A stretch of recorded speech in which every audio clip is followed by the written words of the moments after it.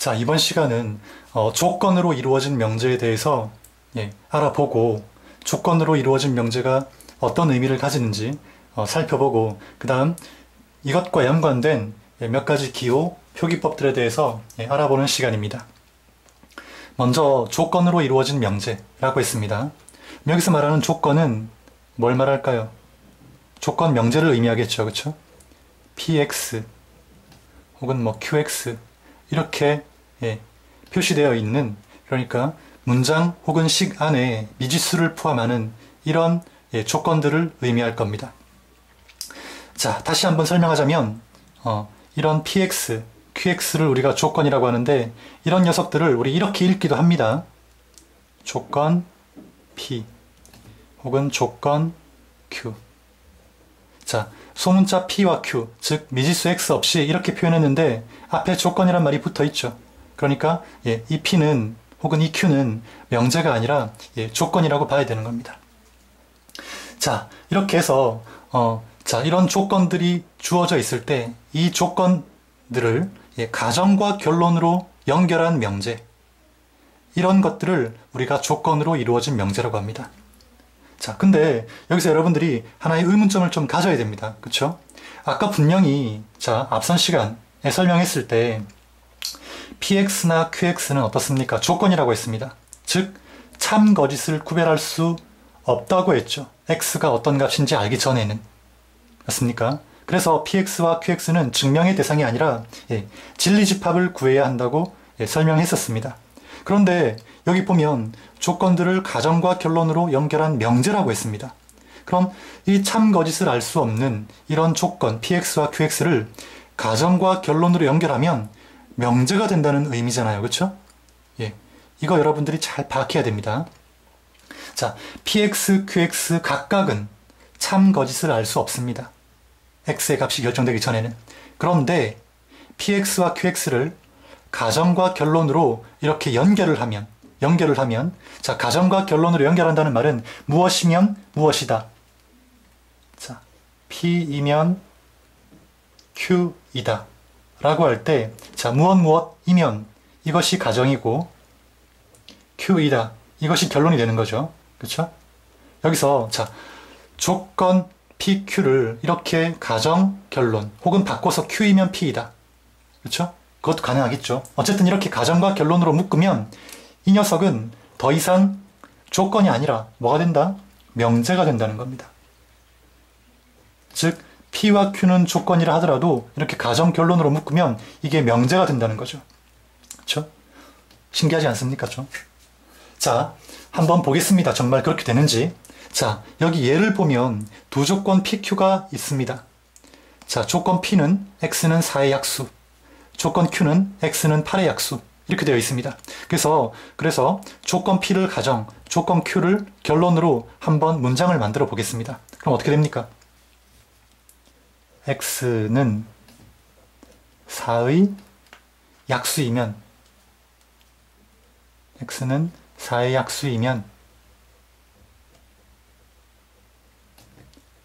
8의 약수이다.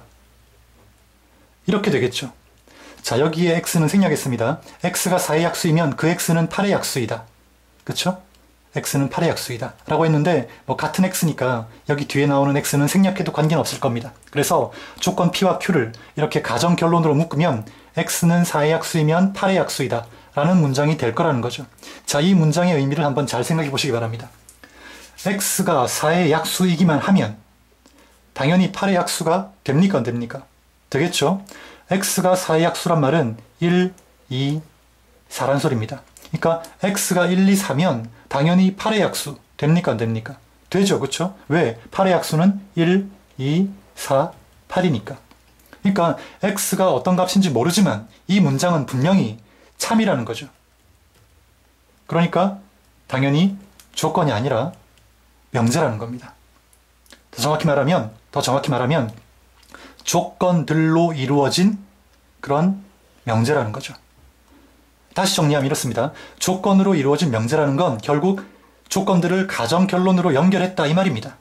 그런 문장이라는 의미죠. 되겠습니까? 그리고 이렇게 주어진 조건들을 가정 결론으로 연결했을 때, 자, 앞에 조건은 P, 뒤에 조건은 Q잖아요. 그쵸? 이걸 표기하는 기호가 있습니다. 다음과 같이 표기를 하죠. P이면 Q이다. 화살표를 이용해서 이렇게 나타냅니다. 됐습니까? 그 다음, 여기서 또 한 가지 중요한 게 있는데, 자, 이 문장이 참이란 건 알았습니다. 그쵸? 그런데 분명히 이 각각은 조건이라고 했습니다. 조건. 그럼 조건이면 당연히 뭘 구해야 합니까? 진리집합을 구해야 되겠죠. 그래서 이 앞에 있는 조건, 즉 가정에 해당하는 조건을 진리집합을 구해보면 1, 2, 3입니다. 그렇죠? 그 다음 뒤에 있는 이 결론의 진리집합을 구해보면 1, 2, 4, 8이죠. 그렇죠? 어떤 관계가 있습니까? 이렇게 포함 관계가 성립하죠. 그렇죠? 이거 이해되겠습니까? 그러니까 자, 한번 봅시다. 다시 한번 자, 정리를 하면 이렇습니다. x가 4의 약수이면 8의 약수이다. 이 문장은 분명히 참입니다. 왜? x가 4의 약수이기만 하면 1, 2, 4이기만 하면 당연히 8의 약수 1, 2, 4, 8이 되는 거니까. 그쵸? 그 의미는 결국 진리집합 간에 이런 포함관계를 가지고 있다는 겁니다. 그쵸? 즉 P면 Q이다가 분명히 참 거짓을 구별할 수 있는 문장이라고 배웠는데 참일 때 그때 진리집합은 이런 관계를 가진다는 거죠. 가정과 결론의 진리집합은 각각의 가정과 결론의 진리집합은 이런 관계를 가지게 된다는 겁니다. 이게 되겠습니까? 자, 계속해서 좀 더 살펴보도록 하겠습니다. 자, 지금까지 배운 내용을 다시 한번 간략히 정리해보면 이렇습니다.